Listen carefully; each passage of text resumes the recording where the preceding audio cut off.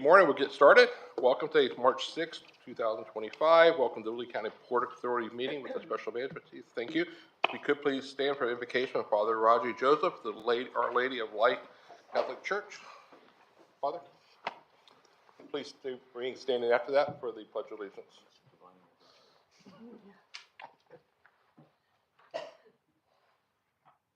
Let us place ourselves in the presence of God.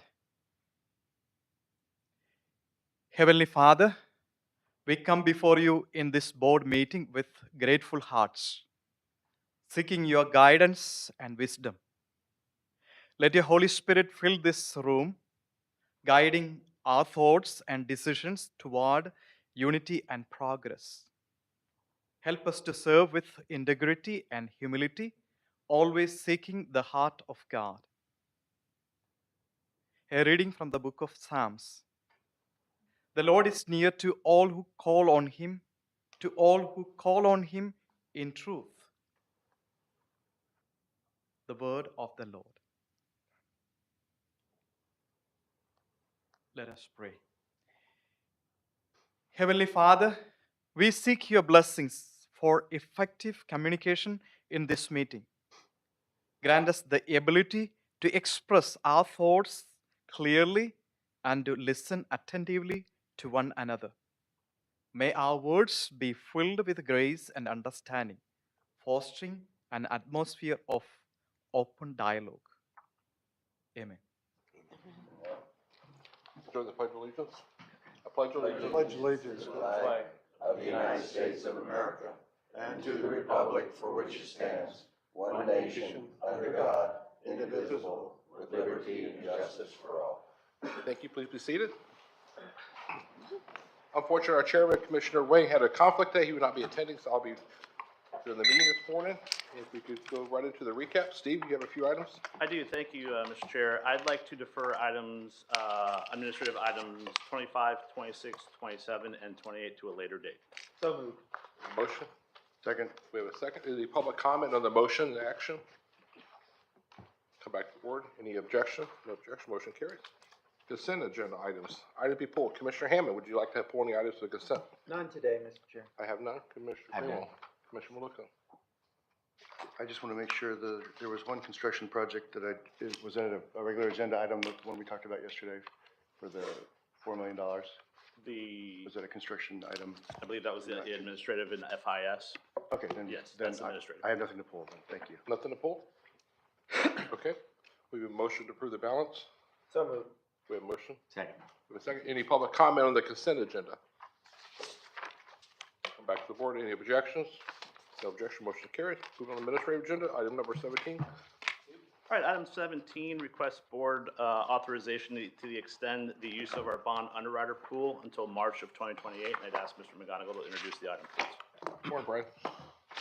Hi, good morning, Commissioners. Brian McGonigal. 17, like Steve said, we do have an existing underwriter pool. There's 3 banks that we have to help us with to sell our bonds. We went out in 2019 in the firms the banks that we chose were Bank of America, Citigroup, and Raymond James. Since that time, Citigroup is no longer in the bond business, so we moved up JP Morgan. So the 3 banks we have now are Bank of America, JP Morgan, and Raymond James. We just borrowed a significant amount of money for Concourse E, $522 million. We're going back next year to borrow the rest. That's always been the plan. We would like to keep this. We think it's very important to keep the same 3 banks in place to help us with that. They know the buyers. They sold all the bonds. So this is what we're asking, is to keep the same underwriting pool for an additional 3 years. Happy to Any answer questions any for staff at questions. this time from the board?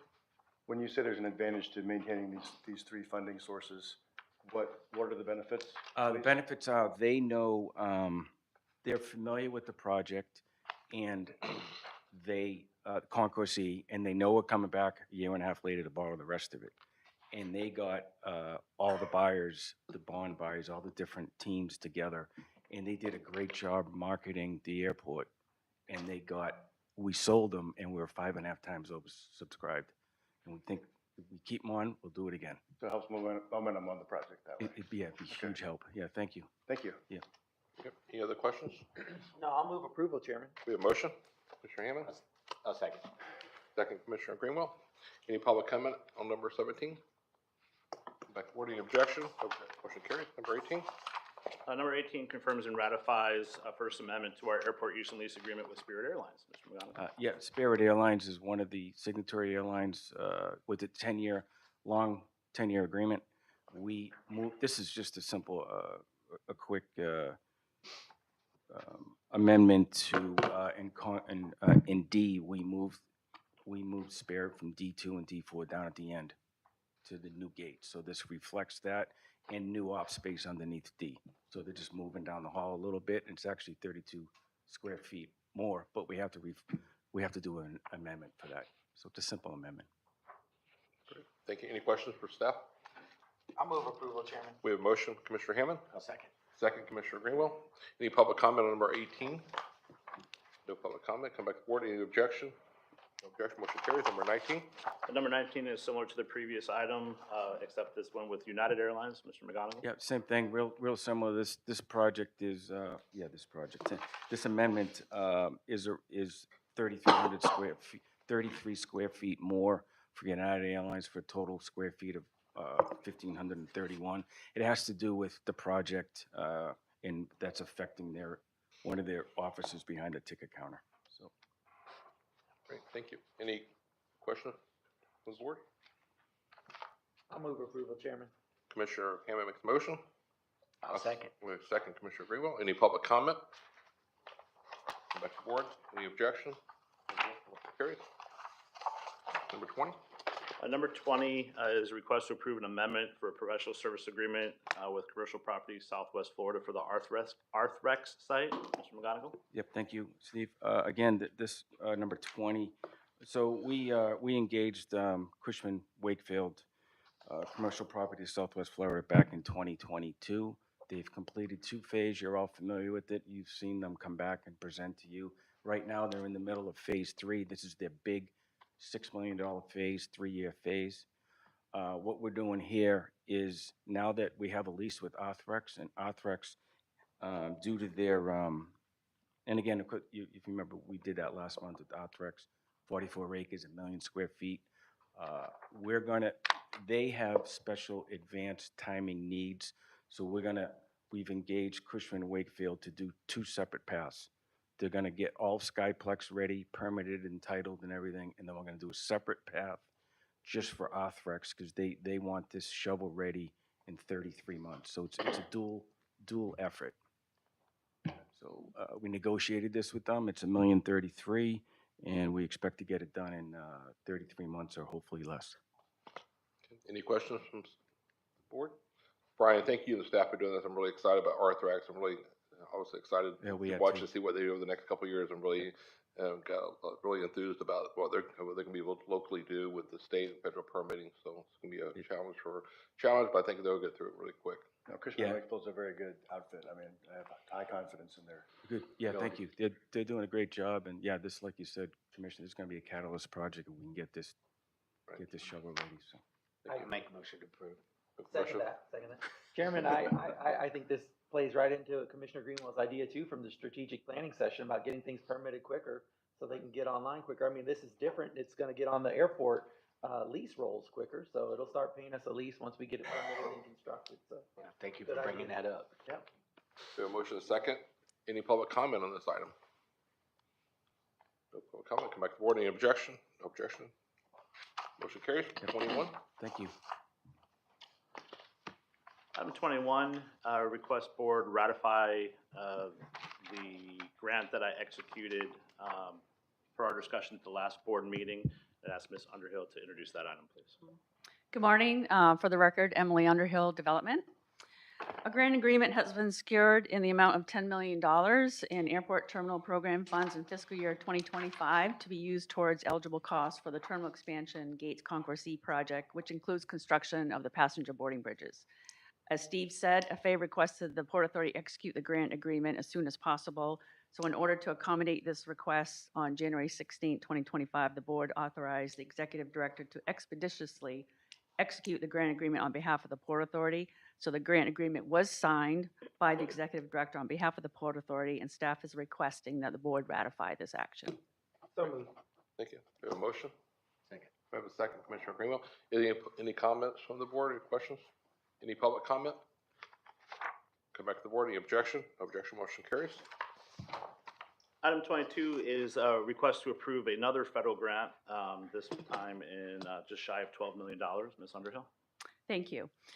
This item is actually for an airport infrastructure grant, or AIG grant, and it has been secured in the amount of $11,830,895 in fiscal years 24-25 to be used towards eligible costs for the terminal expansion to Phase 2 Gates Concourse E project, which includes the construction of airside improvements.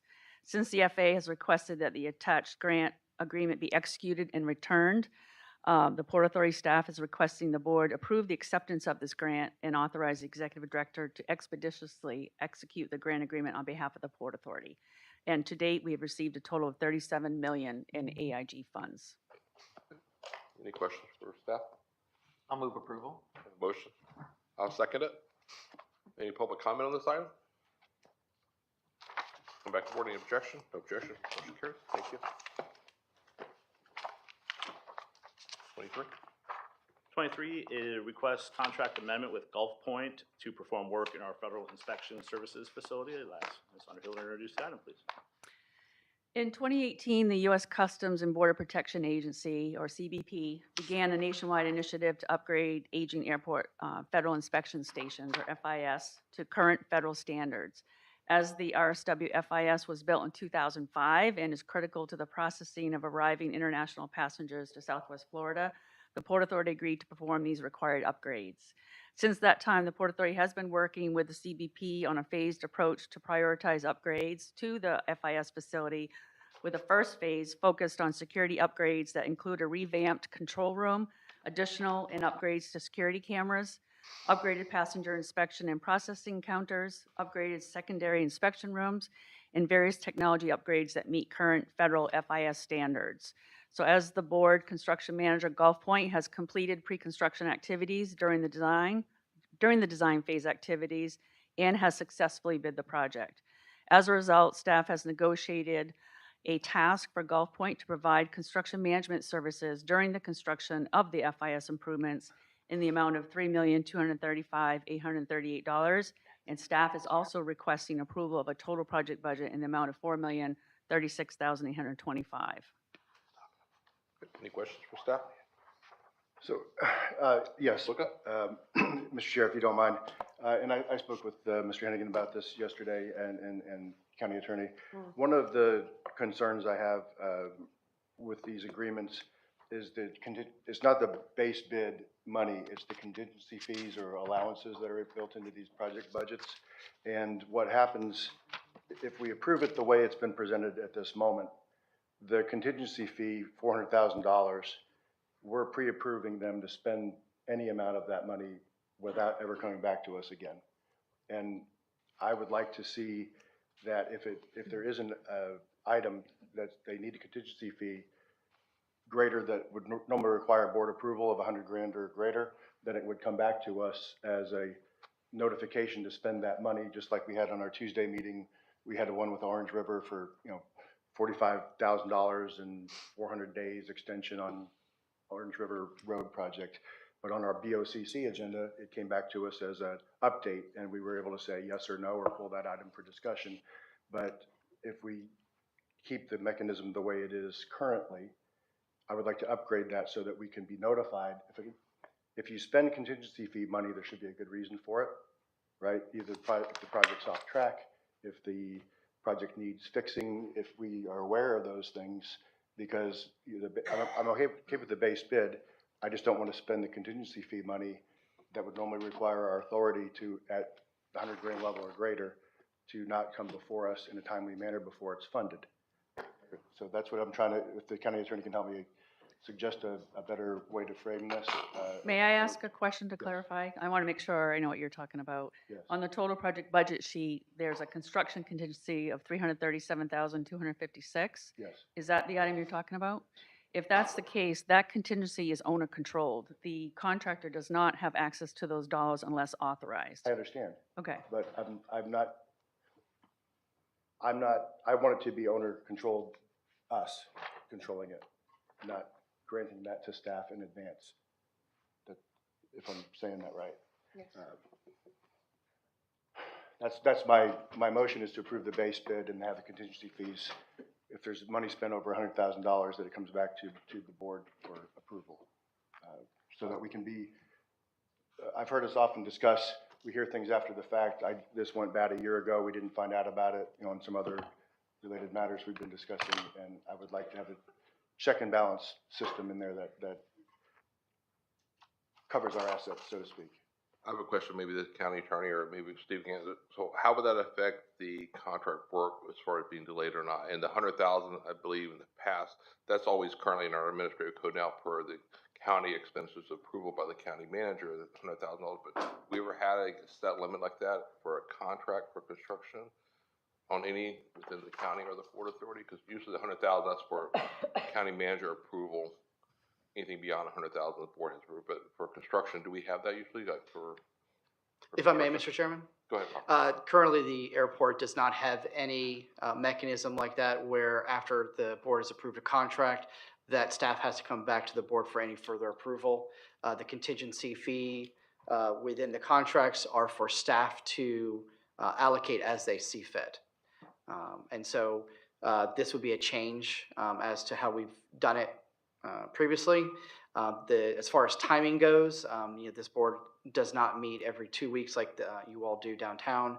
And so there could be a concern as far as if there is a request from staff to have something done that is over 100,000, it might be part of the, that needs to happen quickly, whether or not we could get this in front of the board with the timing requirements for that approval. That's my question. I don't mind the change. I don't mind the oversight. I just want to make sure it wouldn't affect, since we don't meet every 2 weeks here, how that would affect the contract and the contractor. So that's what something, Right. if Emily wants to jump in or Steve. Yeah, so, I mean, as That's a fair Ms. point. Underhill stated, when it's owner controlled, just because there's contingency, they don't automatically get it.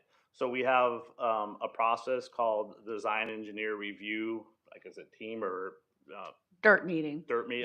We have a regular scheduled meeting, all the responsible parties, legals involved, that we look at the ask, we validate, or, in some cases say no to the request, to allow things, and that's a weekly meeting, to allow things to go on.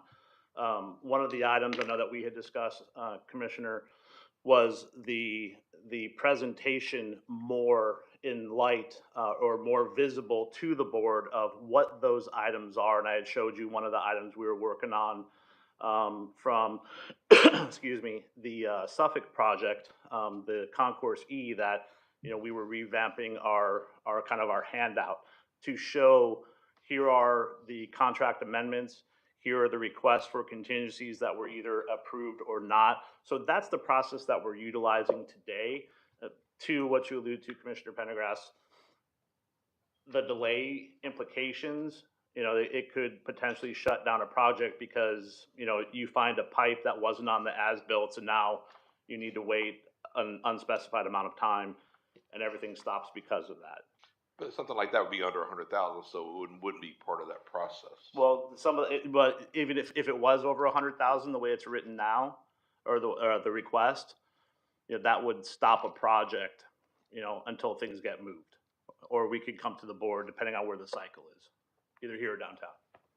Thank you. That's my question. Commissioner Hand? What is a industry standard for a contingency to set aside for a project like this? Is there a percentage? Usually about 10%. 10%? 10 to Is 12. that what we are here? Yes, About 10%?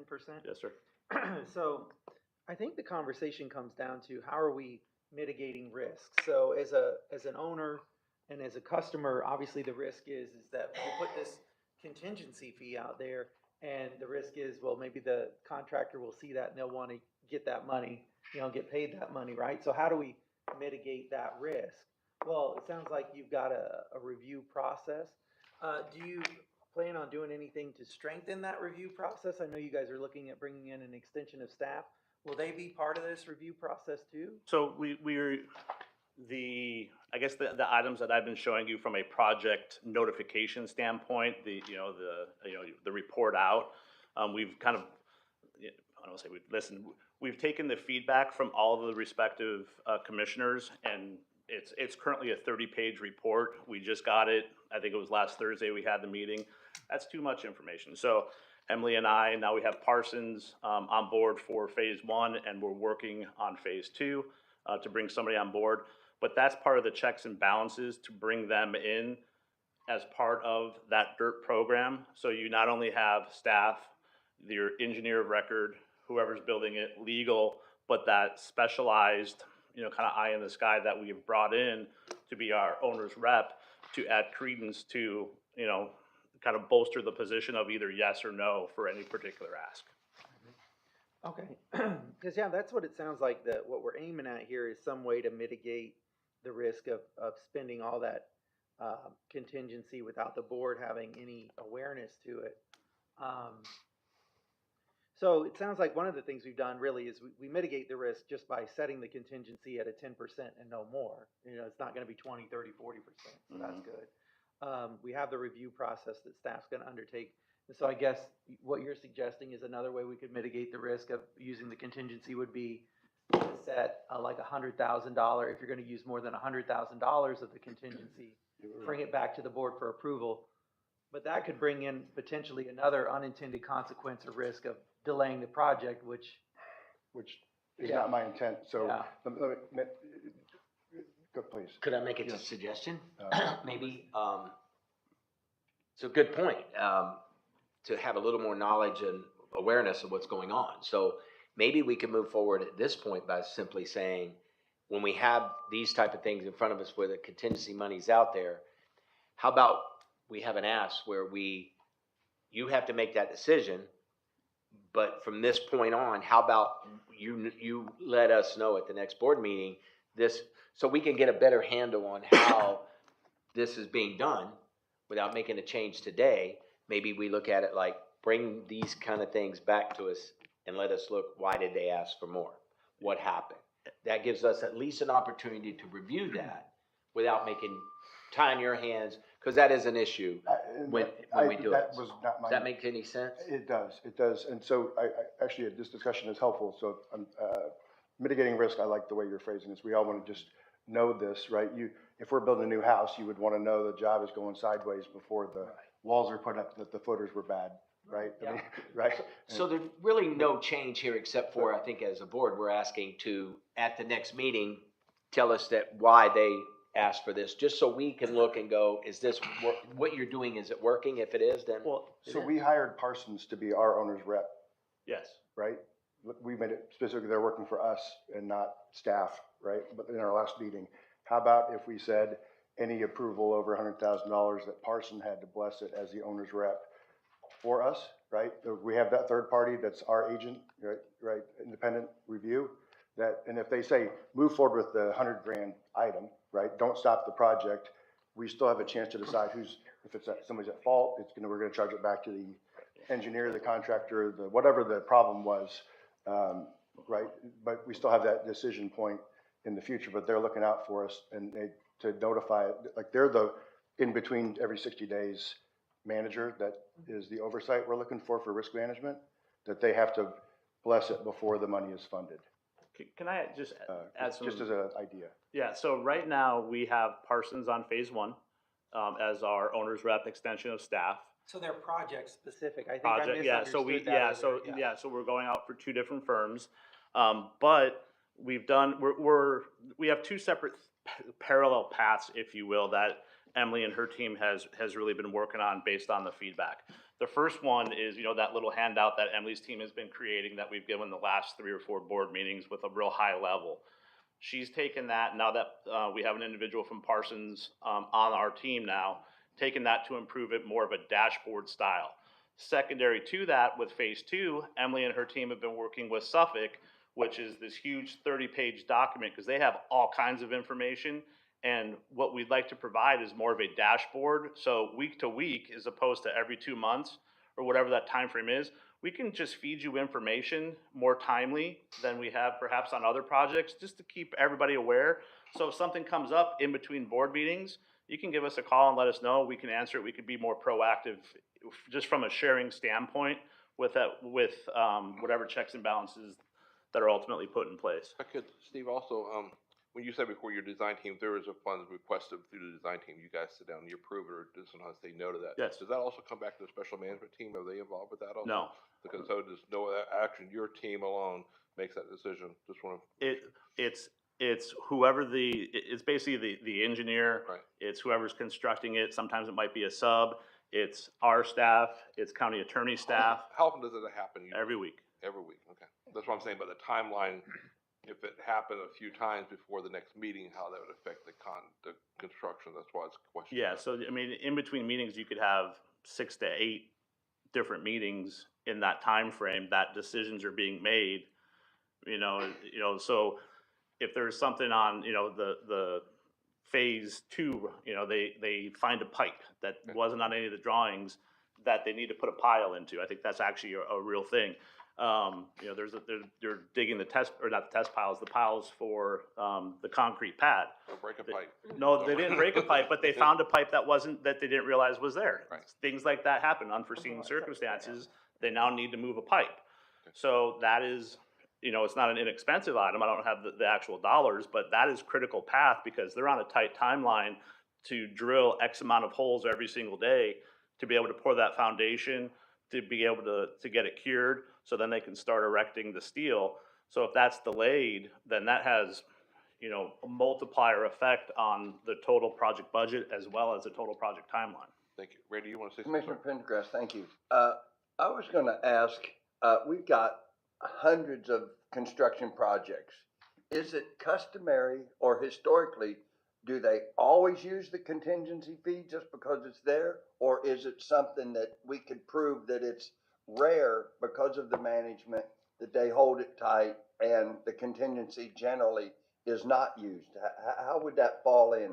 I would say it's usually project to project. It ebbs and flows. Some they don't touch it. Some they will do it, and sometimes there might be an instance where you need to go back for more. That'd be a very large discussion, but I think you're going to end up with kind of a mixed bag across the line. But again, the contingency is the unforeseens, and if there are no unforeseens, that's why, to your question, sir, was what's the average? Industry average is about 10%, just in case. Great, thank you. If I may, so I think what you just highlighted there was the scenario that we're all kind of worried about as board members, and that is, so say a project, any project, whatever, goes sideways. Obviously, you guys would hit the contingency, and in the past, it feels like we may not have been made aware that the contingency fund would have been hit, and potentially the board would not hear about it until the contingency fund was all the way used up, and now we're asking for money above and beyond the contingency. Exactly. And I think that's something the board would, my first question would be like, well, didn't we have a contingency fund on this? Yeah, no, we used all that. Well, I think the board, what we're saying here, if I'm hearing everybody correctly, is we want to be in the loop on if that contingency fund's getting used up, so that we know where the project's going, if it's going sideways or not.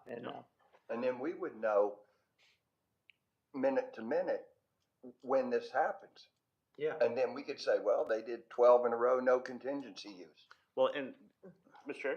Go ahead. And again, hearing that feedback previously, part of that 30-page document just from the Phase 2 project that Suffolk has produced from us from their dashboard, that is exactly on there. Again, we just got it last week because we've been tweaking it a little bit, but those line items are all there with an explanation or the documentation, a link to it, the number, the why. So that lives now that we're going to be rolling out soon. I think it hits exactly what you just said for the notification standpoint. If I could, I think a lot of this is communication, and I think Steve's obviously tucked the hint on that the last year, and with the communications are obviously much better now. So as far as getting that communication back to the board so we can make decisions.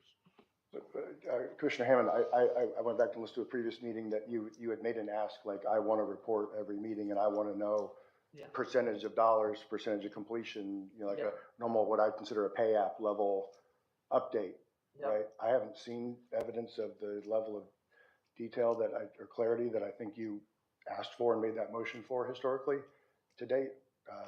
So I think we're all trying to get to the same place, as we want to know what's going on in a timely manner and not after the fact to rescue something without knowing there was a symptom of the disease early.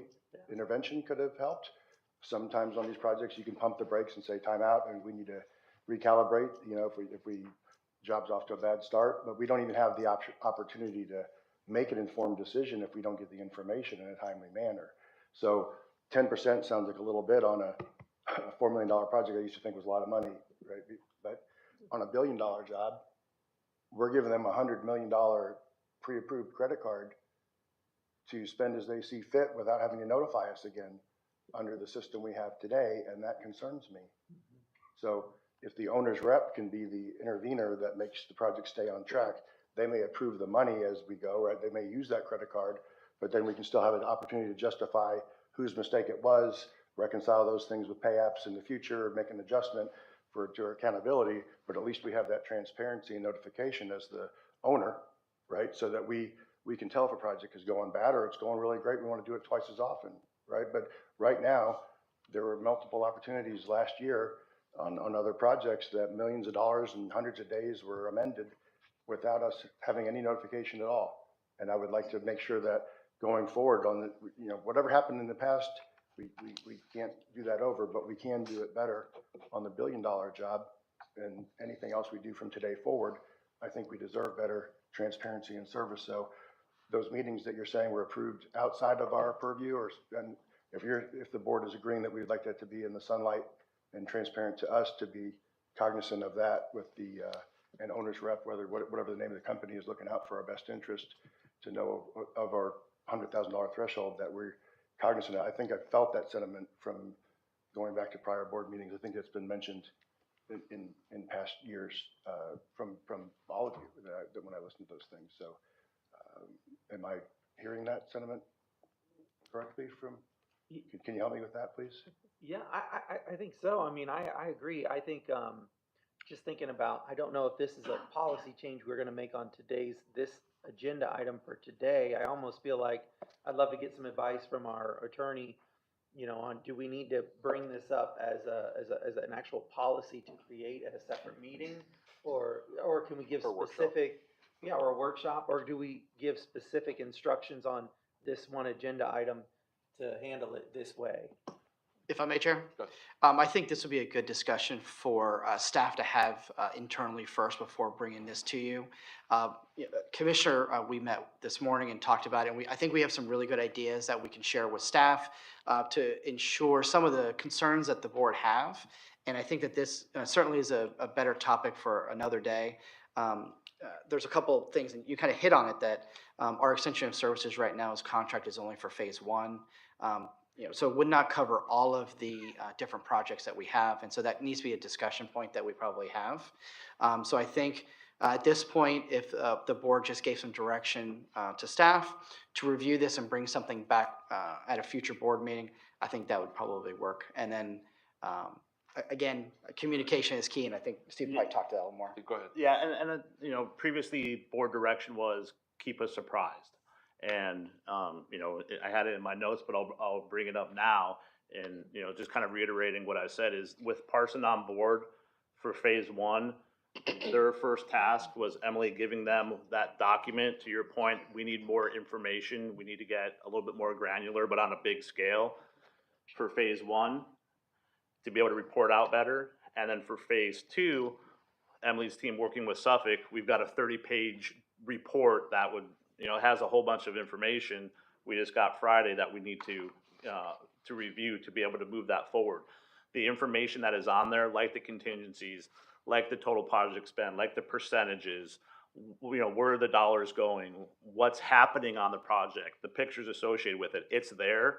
I just need to make sure that it's a good presentable product that's easy to digest and understand, and make sure it hits those buckets. I think from previous board direction, We're pretty close with that, but the next steps in my mind for our team would be to show and just to validate, similar to what Rob said. So, you know, just to make sure that we're delivering the information that you need.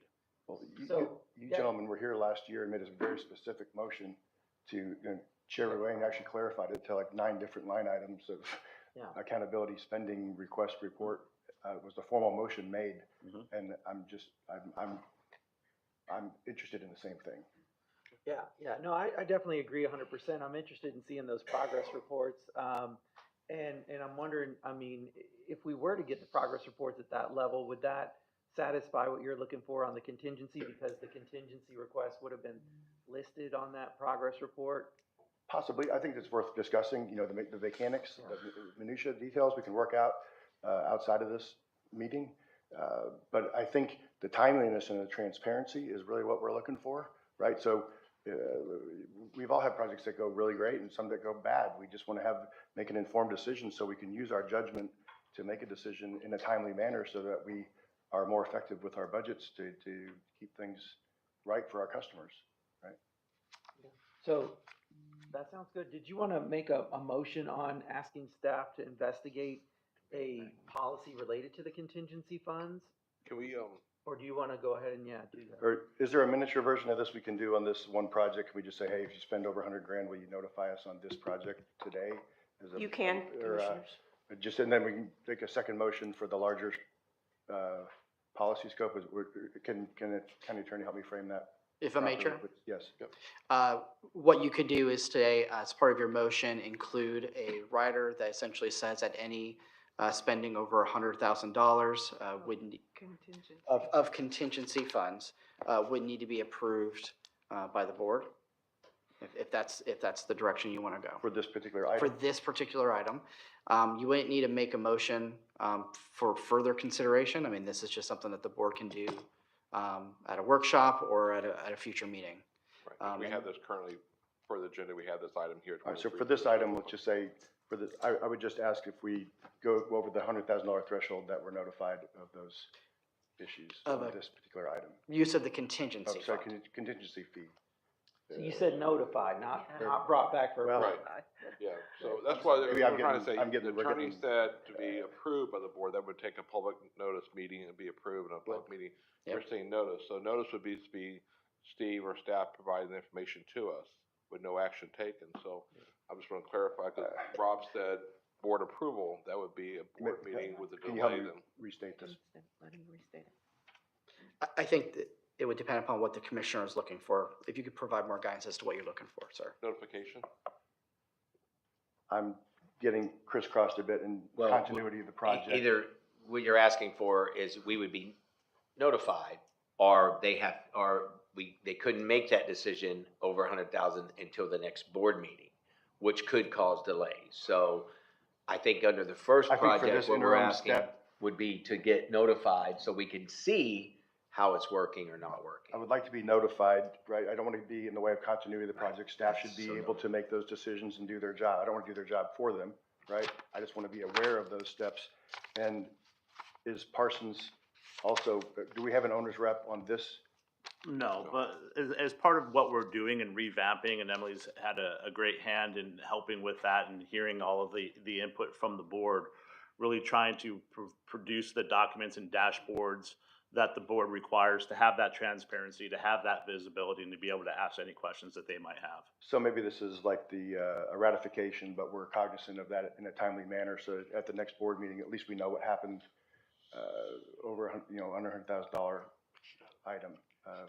Would you like to make a motion, or would Is you? ratification the wrong word? For notification? If I may, Chair? Yes.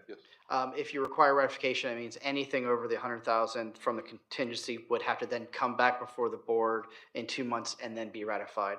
All right, so- But if you're looking for just of a notification, you could just require that any contingency spend over 100,000 requires notification to the board, and keep it simple as That's my that. motion.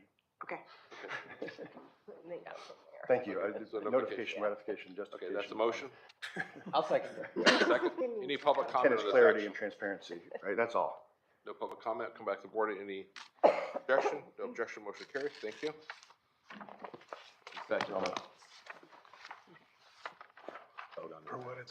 We're on 24. So- All right, number 24, this one is approved, contract amendment with Infrastructure Consulting and Engineering, ICE, for construction and administrative, work for the FIS project. Ms. Underhill? Yes, thank you. This item is related to the previous item in that it seeks approval for Infrastructure Consulting Engineering, ICE is their name, one of our A&E continuing consultants, in the amount of $139,418 to perform construction and administration services during the construction of the FIS technology upgrades project.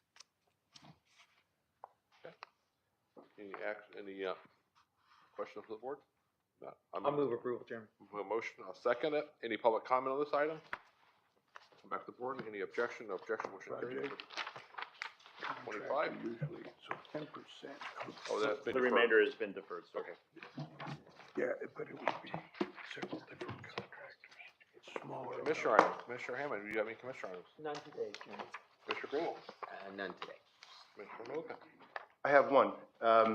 So I actually had this on the recap, that I would like to make a motion that we consider holding a workshop regarding Phase 1 construction review, and to give us the opportunity to have a open discussion about any and all items that have been discovered since our last board meeting, where the items were deferred for Phase 1 for the original request of $346 million in a 4-year change order.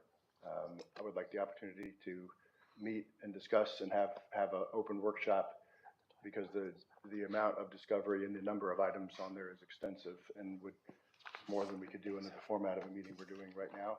And I would like to make a motion that we have that prior to the meeting on the 24th. That is where we would vote on what we want to do next regarding Phase 1.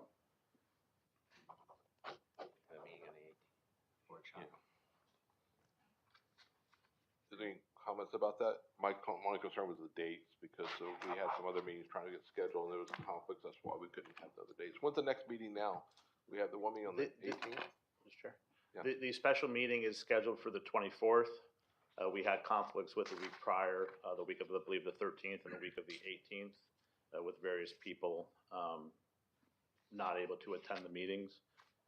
So right now, the special meeting is set for the 24th. It's a Monday. So with a week's Could notice. this special meeting be, have that level of detail that you're looking for? I mean, because we'll all be here for the special meeting, and if it's on that just one topic, then I assume we could have all the detail we want on the topic we're gonna vote on, or potentially on the 24th. I'm respectfully, the amount of information to unpackage with this, I think you might find it useful to have a preview of a get ready meeting, because of the amount of information and the perspective for the hundreds of millions of dollars that are being discussed. I think it would be worthy of a interim step to make sure that we're all current with the same information that's been gleaned between all of our investigations to date, so that we can have those discussions, and then we can refine them to a decision point when the special meeting is appropriate. I think you would find it useful. What time is the meeting, the 24th? What time is that scheduled for? 9:30 in the morning, sir. Where's it at? Here? 9:30 in the morning here? I mean, We could do the workshop first, but I understand what you're saying, so much information, just trying to find a day that we're obviously, We could actually have it across the conflicts street where trying the to other have- workshops are.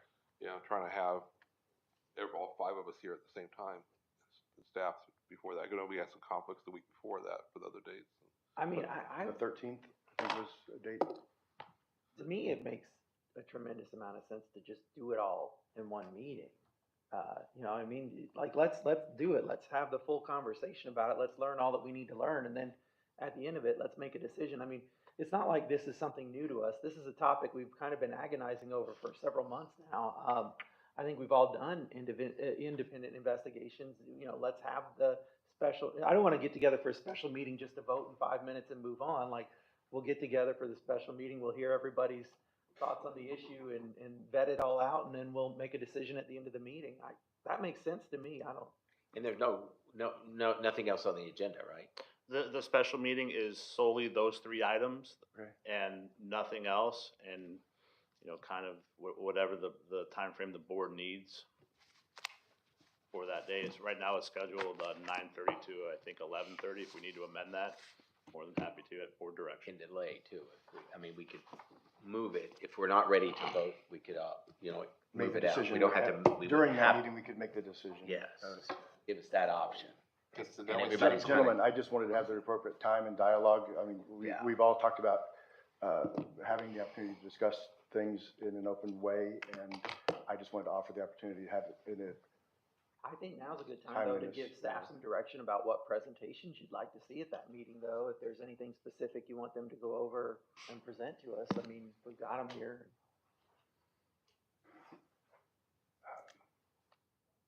so anyway, the consensus is we can do it all in one meeting. We don't need to split it out. That's my thought, yeah. I'd be open to having any time, it's just trying to get all 5 of us here at the same time. We couldn't make that decision today either way Yeah. because we would have to get everyone's schedule again and get, Okay. you My intent is just to have dialogue, right? So Yeah. if we can have dialogue better the way you're saying it now, perfect. I just, And I think so. I agree with so. Commissioner Hammond. I think, we're gonna get all that information that day and anything that anyone wants to present that day, whether we're ready to make a decision. If we feel like we don't have everything to make that decision, then we would just delay it, move it to another And day. if I could, just for clarification for the county attorney, if we decided to do the workshop on the 24th, we did advertise that workshop first at 9:30, then have either 10:30, 11 o'clock, have the special meeting then? Correct. We have to re-advertise, or do we you could have have a time? workshop before the Yes. 9:30 meeting. Do we Like have- 8 o'clock workshop and a 9:30 special meeting, we could call it that Could to, I ask for a question, just for clarification, why would we Is that what need to you're call it a workshop? I mean, we're allowed to discuss the issue we're gonna vote on at a special meeting, and there's no time limit on how much or how in-depth we discuss it. We could It's all gonna discuss be the it- same people. okay. Yeah, it's just a special meeting for these topics, and Yeah, forgive my my thought is, wordsmithing before on you this. voted a special meeting. The new guy, I'm not trying to be confusing. No, I think you're on the, we all wanna hear it. We all wanna know, I do get all too, the yeah. information to make the decision. I think this is the best way, is it was really not a timeline on that meeting, and if we can't get to a consensus to make the vote, then we would just have to have another meeting. When I saw the time slot on the schedule for the 24th of being 2 hours, I was concerned that if we didn't have enough time. That's up to us, we can make it longer. Yeah, or we can shorter. make it as long as we want. I We'll didn't- order I lunch. did- I didn't know that, right? So I didn't want to have all this information. No, I agree. And I say, understand. okay, we Sure. got 5 minutes left, what do you want to do on that day? And I was concerned, Yeah, so absolutely. thank you for educating me on this. Again, we're all trying to do the right thing for the right Absolutely. reasons. But I wanted to make sure that I was following the right protocols to have that open dialogue, so thank you, gentlemen. Yeah, no, that's. Mr. You're not the only new commissioner that had to ask a lot of questions. I think I was one of those. We all started. We all yeah, been one of We those. all A started learning like Right? that. We all start there, so. I We all got- have the listen, same goal. Yeah, same goal, I absolutely. remember Chairman Kiker calling me grasshopper at one meeting, yeah. Really? I mean, you'll learn, young grasshopper, yeah. If we need to take breaks to I sit don't down, mean- you can just sit in for us, right? I don't mind being called a rookie by a Hall of Famer. Well, let me tell you, I was told by Tom Seaver to get up and move to the front of the bus, kid. Cause I wasn't allowed to be in the back of the bus with the veterans. So it just happens sometimes, right? I didn't say a word. I got up and went to the front of the bus. We all have the common goal. I'm glad we agree on that finish line, and I appreciate your. You will go with that then, for your request then? Yes. Mr. Chair, we don't have a, end time for the workshop. It just starts at 9:30 until. So, if the desire of the board is to allow for, discussion before the item starts, we can do that because there's no end time. Just cater lunch, would you? Joel, you had some comments? We might want to order ahead. I was just wondering, you mentioned, are there any topics we'd like to discuss at that meeting? And I was wondering, I keep hearing this figure of cost overruns of $350 million approximately. Would it be possible for us to get an update as to what categories these overruns are in, and also who does it lead back to in terms of what action here caused this price to go from this number to another number? Mr. Steve? So, for the special meeting, normally we do it in this environment, somebody, stands up. I have it set up a little bit differently. I'll be introducing all 3 items. I have a presentation that kind of walks through the historicals of that, the whys, how did we get to where we're at. what are the, some diagrams of what the impacts are, some of the large dollar additional monies that need to be spent and where, and then kind of, progresses through essentially the last 19 months, what staff and the redesign and everybody's been going through to help foster that dialogue along those lines. So it's not, hey, here's the agenda item. I've kept it to 20 slides, but that includes everything. But I felt it was the right thing to do to be able to really give the picture of, from a September, I guess it would have been 23 timeline to today, what happened. Great.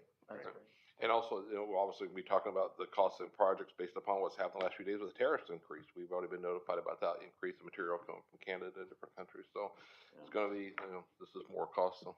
Can I piggyback on your question?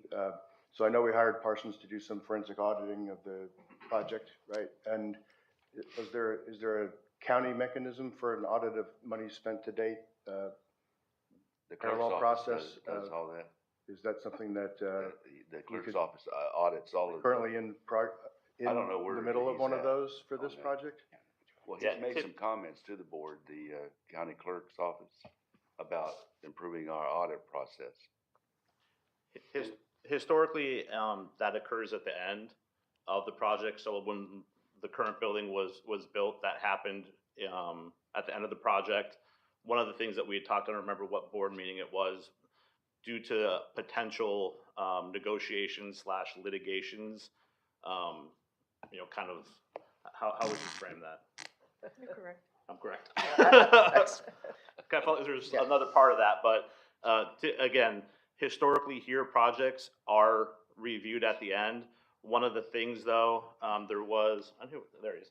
The clerk had a recommendation from a project at Page Field that he sent over, that we were already in progress with the extension of staff with the review, kind of internal, going out and getting an aviation-centric, aviation-specialized company, Parsons, and then the second one for phase 2, to really look at, kind of what's been going on historically for us, for our internal edification, also for whatever information we might need to provide to the county and the board. I know the clerk has indicated through conversation that he's looking to, start reviewing things. We haven't quite worked out what that means yet, but I know that was on one of his agendas to discuss in the next few months as well.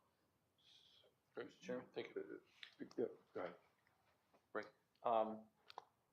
I think we're going in the right direction. I want to remind everybody, I think I made this comment at one of the other meetings. Let's say for conversation, we're 2 years over, beyond. Go back to 2020 when we had, the pandemic. And it turned everything upside down. People, materials, all that stuff. Then we had 3 or 4 hurricanes. So we can get down into the weeds with this, which we should do, and get the details.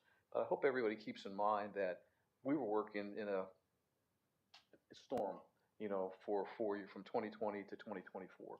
And I hope we consider that when we look at the things and costs and time and labor and so on and so forth. I'll leave it at that.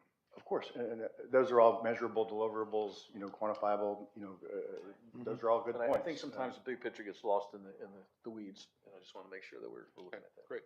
But if Thank we're, you. if we're 3 years into the job and we're looking at this recalibration, is there, we would normally be looking at this job right now because we'd be finished with this job right now, right? So is there an interim step to looking back at the already $53 million worth of change orders and a $250 million base bid to look at money spent to date as an interim step that the clerk's office might be able to assist with to some manner, or is that if that's not a good idea for other reasons, the county attorney can tell me to. If I may, Chair. Rob? So there's 2 different tracks to this. I think the big part that the county attorney's office is worried about is potential litigation and trying to avoid that, working with our current partners to come to a fair resolution. Okay. And the other part of that is, in the meantime, having Parsons do this review and providing the feedback that doesn't necessarily point blame, but identifies issues for staff to then be able to work forward on. So Okay. we are trying to take that that two-track path. And that's part of the issue of having the clerk come in and do this, is that, we're trying to keep on this two-track, and because of the litigation, it gets very messy. So I think we're heading in the right direction, and that's what I would recommend. No, I'm good. Thank you for the indulgence. If I could, the clerk of course, Kevin Carter, did you want to address the board? I would, Mr. Chair. Okay, if you could just go so we can hear you and record it. Thank you, Kevin.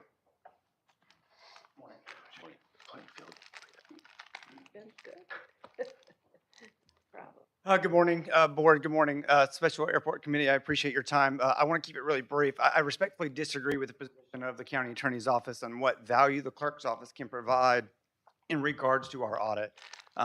Steve is not wrong, and historically, we have audited projects at the end, but this project is atypical and not in line with our historical precedent. So I did have a meeting with your airport administrator and asked him if there was an opportunity to audit this project sooner rather than later. And I looked at the Parsons contract, and I would think it would be very valuable for us to have a collective meeting with my office, Parsons, and the airport administrator to talk about roles and responsibilities and where we can make sure that we're doing the right thing by the taxpayers on making sure this project is back on track, but not being duplicative in what Parsons is doing versus what your county auditor is doing. I think the real value here, when I made the recommendation for Parsons, was that they focus on construction-related items. And I looked at the Parsons contract, and there are some things in there that I would think would fit more appropriately with your county auditor team, because we have the history of the policies and the procedures and the audits that we've done on the comptroller side. And so I think there's just, I would request a meeting to talk about what we want to do, when we want to do it, and actually put it in writing. So there's actually transparency in what we've agreed to, what each party is responsible for, and then we can actually have some deliverables that we can agree to provide back to this board. So I hear what the county attorney is saying about the complexities of legal action, but as your county auditor, we're allowed to have all this information, and we're supposed to have access to all this information. I mean, Parsons is getting a $4 million paycheck, and so the clerk's office doesn't have an interest in nothing but the truth. And so we just want to have a seat at the table to review those policies and procedures with the assistance of your airport administrator, the county attorney, and also Parsons, just to make sure that we're all on the same page about how we got here and how we can mitigate the risk for future projects as our community continues to grow. So I'd appreciate the opportunity for a meeting, and I'm really looking forward to the meeting on the 24th. I think we're definitely having the conversations that we need, but I'm looking forward to support in any way that I can. Thank you. Could I ask some questions? So what would your audit look for? Is your audit looking for fraud, waste, or abuse? Is your audit looking for performance? Is your audit looking for just, did somebody turn in the right invoice and that invoice was then matched up with work done and then the check was paid correctly? Are we not doing that kind of work right now? I mean, I guess give me some clarity on what your audit's looking for. Absolutely. Thank you, Commissioner. A great question.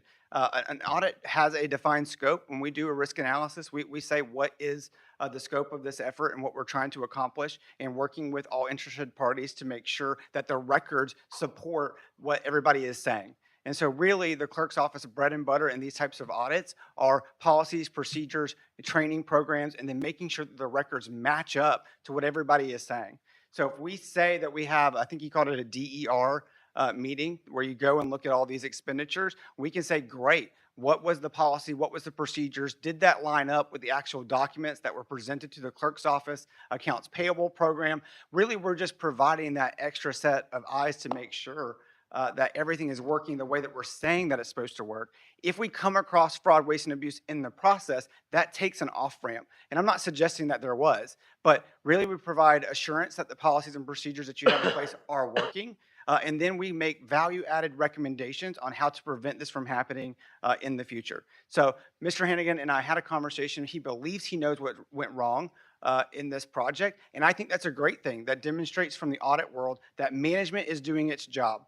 But we as independent outside auditors are there to test that and go, Mr. Airport Administrator, we think you're correct. And through our review, we also would consider you making these additional steps to your processes to strengthen them and make them more accountable to all the taxpayer dollars being spent. So quickly, briefly, can you explain, what is you pay the bills as the comptroller for the airport, right? Yes, sir. So you issue the checks and pay the bills. What is the current process, just so that I have a base level understanding of how does a bill get paid? A bill gets paid in two different ways. It depends on your contract, whether it's a lump sum or whether it's not lump sum. But basically, as the invoices come in, my team looks at the invoice, matches it up to the contract to make sure that everything is lined up. We also assure that the approvals are given by the correct people. And as long as those policies are being followed, we will issue the check to the vendor in accordance with the contract. So if you guys have been doing that work all along, what do you expect to find in your audit?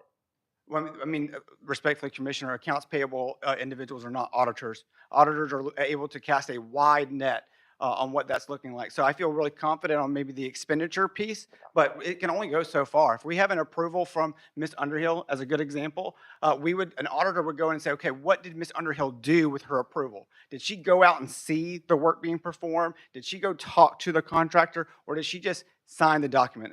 I'm not criticizing Ms. Underhill. I'm just giving an example, correct? But when accounts payable is doing that review, they're looking at just the document that exists, and an auditor would come in with a more thorough review to say, okay, let's see what those steps are to make sure that everything was being done appropriately. Okay, I have a better understanding of what you're looking for now. Thank you. So Thank you.